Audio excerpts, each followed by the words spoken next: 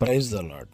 ఈరోజు దేవుని యొక్క వాగ్దానం, నీవు నడవవలసిన మార్గమును నీకు బోధించదను. 32వ కీర్తన 8వ చరణం. ప్రియులారా, దేవుడే మనకి ఉపదేశము చేసేవారై ఉన్నారు.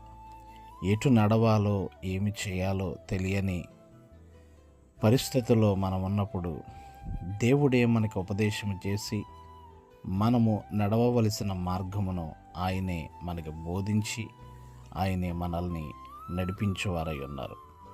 గనుక ఏం చేయాలో తెలియని పరిస్థితుల్లో మనల్ని మనం దేవుని చేతుల్లో పెట్టుకున్నప్పుడు దేవుడు మనల్ని నడవలసిన రీతిగా ఆయనే తన మార్గంలో నడిపిస్తారు. ఆయనే మనకు మంచి బోధకుడిగా ఉండి చేరవలసిన గమ్యానికి ఆయన మనల్ని నడిపించగలిగిన దేవుడై ఉన్నారు. అందుకనే మనం నడవలసిన మార్గం ఆయన మాత్రమే మనకి బోధించేవాడు. మీకు ప్రార్థించే దైవజనులు డేవిడ్ రాజు కదా.